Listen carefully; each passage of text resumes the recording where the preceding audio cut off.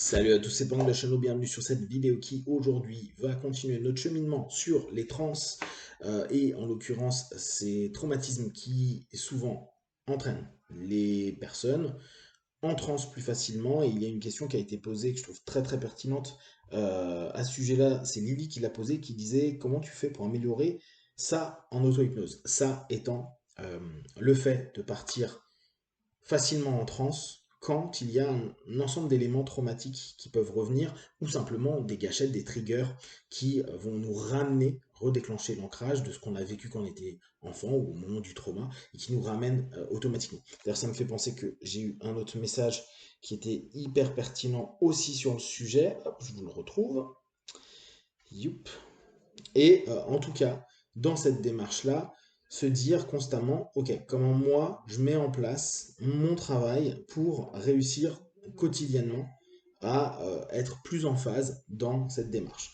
Donc, l'autre qui était là, c'est Nada qui disait, euh, outre le fait d'aller rapidement en transe et d'être souvent dissocié, donc c'est vraiment une des problématiques qu'on reconnaît au travers des traumas.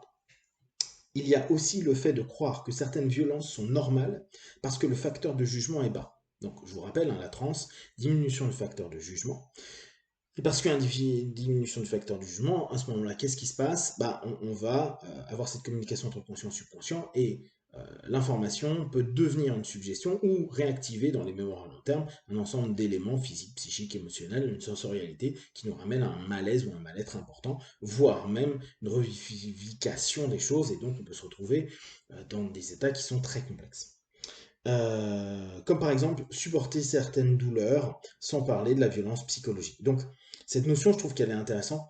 Certaines violences sont normales, comme la douleur ou les violences psycho, parce que justement, il n'y a plus de capacité à trouver ou à savoir ce qui est réellement normal, parce que l'ensemble des encodages qu'on a au travers de nos traumatismes nous ont fait créer des réponses, des automatismes, qui sont souvent liés à une dissociation, qui, dès lors, et je reprends ce que je vous expliquais, cette notion d'analgésie psycho-émotionnelle et psychophysio-émotionnelle à un moment donné, donc être moins touché, mais paradoxalement, laisser une opportunité à autrui, au monde et à plein de choses, euh, parfois de parler violemment ou de se retrouver dans des situations hyper violentes et de nous de les trouver complètement neutres parce que justement dans cette transe, il va être plus apte à savoir si c'est vraiment hyper violent, énervé, malsain ou tout simplement c'est la vie entre guillemets. Donc, comment bosser ça en auto-hypnose? Là, on reste sur des notions qui sont complexes parce que vous comprenez bien qu'à partir du moment où on réactive cette notion d'ancrage, à un moment donné, de réactivation, de revécu de cet élément-là, on rentre dans la transe. Donc on est en phase d'auto-hypnose. C'est ce que je disais, une transe fermée. Pour le bosser personnellement, c'est déjà bien connaître les différents triggers, c'est-à-dire les différents éléments qui nous déclenchent cette transe fermée et ces autosuggestions qui nous emmènent dans ce marasme intérieur, ce mal-être et ce malaise. Une fois qu'on commence à bien capter ça, c'est pouvoir au travers de notre autosuggestion, parce que là on est coupé quand même du monde extérieur, on a eu le déclencheur qui est comme une suggestion, une rupture de pattern à notre quotidien, puis à partir de là, on rentre dans notre espèce de dialogue interne et nos automatismes d'autosuggestion viennent en face. Donc il faut refaire une interruption de pattern dans cette transe qui est complètement dissonante et souvent en transe euh, plutôt subconsciente, donc déséquilibrée, pour nous ramener vers une transe équilibrée. Donc le boulot de base, avant même d'aller travailler le trauma, c'est d'apprendre à équilibrer au maximum ces trans. Je vous rappelle, l'équilibre de trans pour moi, c'est arriver à un moment où le conscient, quand il pose une question ou envoie une idée, une information ou autre, vers le subconscient, puisse avoir une réponse de subconscient vers le conscient. Si on n'arrive plus à formuler correctement, si on n'arrive pas à être clair dans notre discours et dans notre dialogue interne, si en gros tout ce qui est logique et analytique commence à devenir hyper confus à l'intérieur de vous, parce que vous avez les yeux fermés, vous êtes parfois un peu trop relâché, etc., et que c'est hyper, on le comprend par la confusion, c'est plus du tout cohérent et normal, c'est que vous êtes dans une transe déséquilibrée. Dans ce cas-là, en auto-hypnose, ce que je vous invite à faire. Et là, on revient vraiment sur des super basiques, mais qui peuvent être importants pour les personnes qui, justement, partent dans des transes comme des fusées, comme des balles, c'est de refaire des transes avec un œil ouvert, un œil fermé. Donc dès que vous sentez que ça commence à partir un peu et que vous êtes en transe déséquilibrée, que vous n'arrivez plus à avoir un dialogue qui est cohérent et les réponses deviennent un peu n'importe quoi, comme si vous étiez en train de rêver, ouvrez les yeux, un œil ou les deux si vous n'avez pas réussi encore à être complètement en phase, et continuez votre séance jusqu'à pouvoir reformaliser correctement vos attentes, vos questions, vos cheminements. On n'est même pas encore dans l'état traumatique.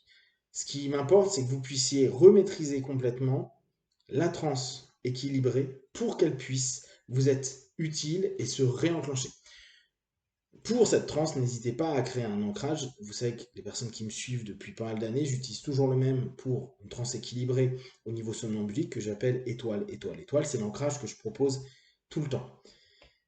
Pourquoi? Là encore, admettons, il y a une gâchette.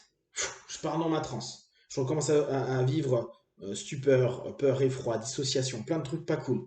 Donc je suis en transe déséquilibrée, j'arrive plus à la driver. Mon idée est de pouvoir ramener un peu plus vers un centrage, vers un équilibre. Et l'exploitation très très très récurrente en auto-hypnose de votre ancrage étoile, étoile, étoile pour vous entraîner automatiquement dans cette transe-là qui est équilibrée, va pouvoir souvent interrompre le pattern négatif, neutraliser ce qui est en train de se passer pour retourner dans une transe, mais qui n'est plus une transe qui a été initiée par une interruption de pattern de trigger externe, mais qui est réinitialisée par nous pour retourner dans une forme d'équilibre. Quitte à juste revenir sur une transe qui est donc équilibrée, rester avec de la suggestion juste positive ou constructive pour nous, et après juste faire un émerge. Même pas chercher à aller corriger, travailler ce qui nous fait du mal à ce moment-là, parce que pour l'instant, il faut déjà réapprendre à se dire je peux sortir constamment de cette transe négative et qui me permet plus du tout d'avoir de facteurs critiques et de notions équilibrées où mon conscient et la logique et l'analyse ont complètement explosé. Donc, on tente de revenir vers cet équilibre-là, quitte à pouvoir émerger plus facilement, retrouver du facteur critique pour éventuellement retourner dedans. Attention, parce que à faire des remontées et des descentes, c'est du fractionnement, donc il faut aussi quand même le garder en tête. Et toujours garder cette étape d'équilibre. Une fois qu'on commence à avoir une maîtrise vraiment de notre niveau somnambulique, une transe équilibrée, pour travailler en auto-hypnose, sur des laps de temps de 5 minutes, 10 minutes, un quart d'heure, une demi-heure, vous pouvez commencer à vous dire, ok, je vais aller travailler mon trauma. Et encore, quand je dis aller travailler le trauma, c'est quand il y a un trigger, quand ça se déclenche, vous dire, ok, là, je vais revenir un peu, prendre juste une toute petite partie de ce qui me dérange et peut-être tout simplement faire un recadrage d'un petit élément. Ne commencez pas à reprendre toutes les scènes, de reprendre tous les moments traumatiques, reprendre tout ce qui se passe, mais faites-le petit pas par petit pas. Comme si vous alliez recomposer ce qui a été déstructuré à l'intérieur de vous et que, un petit peu comme un archéologue, vous allez retrouver des parties que vous allez regrouper les uns avec les autres pour redonner à la fin la forme initiale plutôt qu'une fragmentation psycho-physio-émotionnelle dans laquelle on a pu être dans ces dissociations parfois multiples des différents traumas qu'on a et en plus du travail qu'on a peut-être déjà fait dessus mais qui nous a pas fait du bien et qui a donc nourri à nouveau le trauma et ainsi de suite.